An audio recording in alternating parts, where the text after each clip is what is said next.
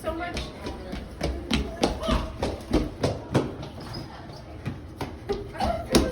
I'm so tired. I need some food for energy. So good. All right, ready to run again. The most important part of digestion is breaking up polymers found in the food we eat into monomers that are small enough to diffuse through the membrane of cells. This happens two different ways. One way is mechanical digestion. This is when food particles are squished and pushed and moved around to create more surface area for enzymes to access substrates and perform enzyme reactions. The second way that digestion occurs is chemical digestion.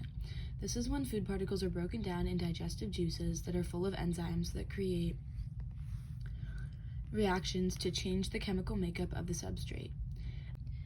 As a person eats a chip, they first use their teeth to crush it up into smaller pieces that start to get broken down by salivary amylase so that it's easier to swallow. This is an example of mechanical digestion. The pieces of the chip move to the back of the mouth, and the pharynx pushes them down into the esophagus, which is where you can see the little pieces of the chip, and they're sent into the stomach where they get mixed with stomach acids.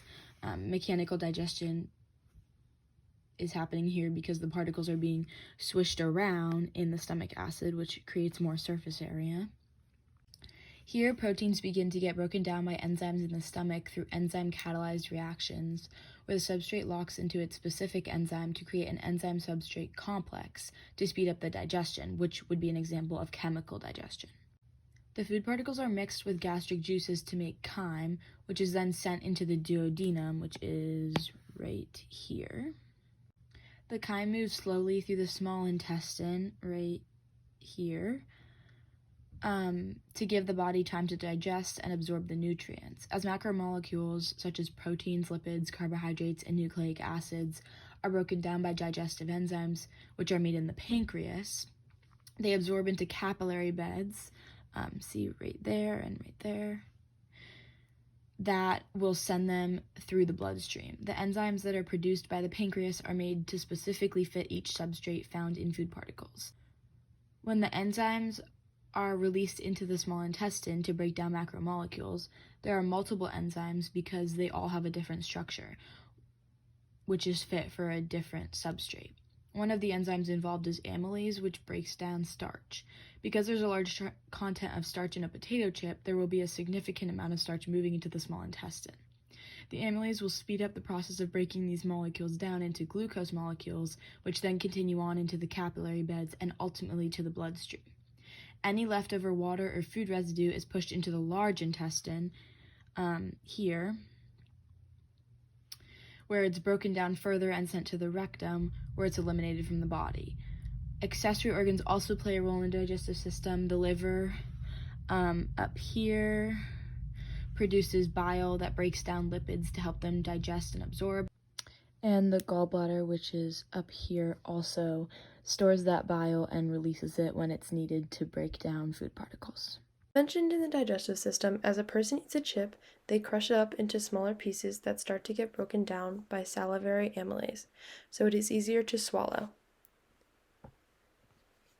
As the chip breaks down, the nutrients and water are absorbed in the small intestines.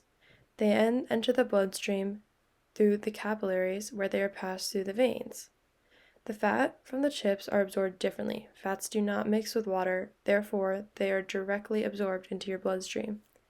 The nutrients are then in the capillary bed, and that moves through your veins and then moves through a pathway. First, they move through your heart, going to the hepatic portal vein, which is right here, so that the liver can process nutrients and byproducts of the food. Then they will enter the liver so that they can break down fats and store carbohydrates and proteins for later use. They then will go into the capillary bed in the liver, where it exchanges oxygen and carbon dioxide and other nutrients. They then go to the hepatic vein, where it returns to the low oxygen blood from your liver back to your heart. It then moves through the vena cava to the right atrium, which is here, and then gets pumped to the right ventricle, and then it goes in your lungs and back through to the left atrium and ventricle and gets pumped back out of the aorta over here that lets out the cells to the rest of the body. The main function of the heart in the circulatory system is to pump the blood around your body as the heart beats. The blood sends nutrients and oxygen to all parts of your body and carries away unwanted carbon dioxide products. In the circulatory system, there are two upper chambers, the left atria and the right atria. And there are two lower chambers, the right ventricle and the left ventricle. The chamber is what pumps the blood and helps receive the exchange in blood. There is a valve that passes through the blood through before leaving each chamber of the heart. The valves help prevent a backward flow of blood. The pulmonary circulation carries deoxygenated blood from the heart to the lungs and returns back to the heart.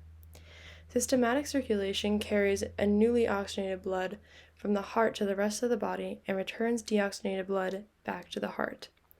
As the heart expands and contracts, it pumps blood through the body in specific patterns. The atria both pump at the same time, and as those pump, the ventricles are resting. The valves don't allow it to go any other way and mess up the pattern in the way that it moves. One of the most important exchanges in the circulatory system is through the capillaries. These narrow tubes fit through a single red blood cells and are sites for exchange of nutrients, waste, and oxygen with the tissues in the cellular level.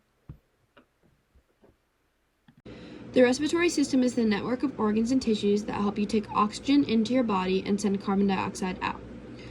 When a person first eats the chip enters the body through mechanical digestion, undergoes digestion, and works together with the circulatory system and respiratory system. The respiratory system includes your trachea, bronchiole, lungs, alveoli, and blood vessels. However, blood vessels are technically a part of the circulatory system. This means that the respiratory system and circulatory system rely in contact with one another to keep our body functioning. When you first inhale containing chip particles, you use the muscles of your rib cage, specifically the diaphragm, which is under the lungs. The diaphragm tightens and flattens, allowing you to suck air into your lungs. This increases the volume of the lungs, allowing them to expand. As this occurs, oxygen moves to the bronchial tubes and bronchioles that lead to the alveoli, tiny air sacs in the lungs, where the exchange of gases take place.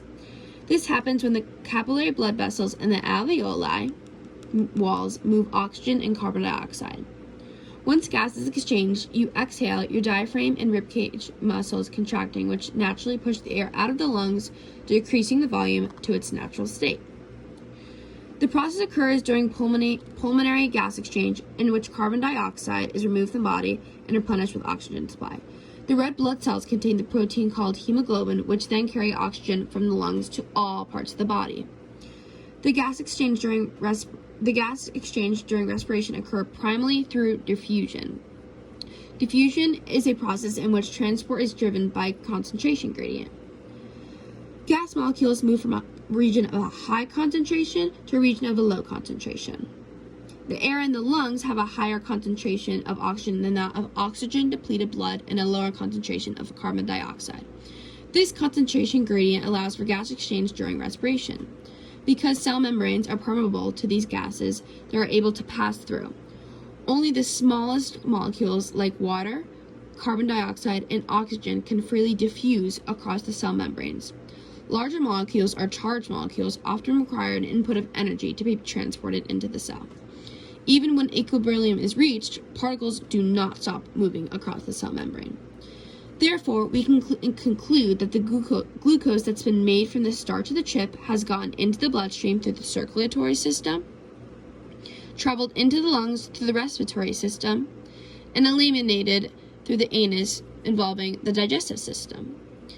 Each part and process of the respiratory system and each are essential to life and allow us to function properly.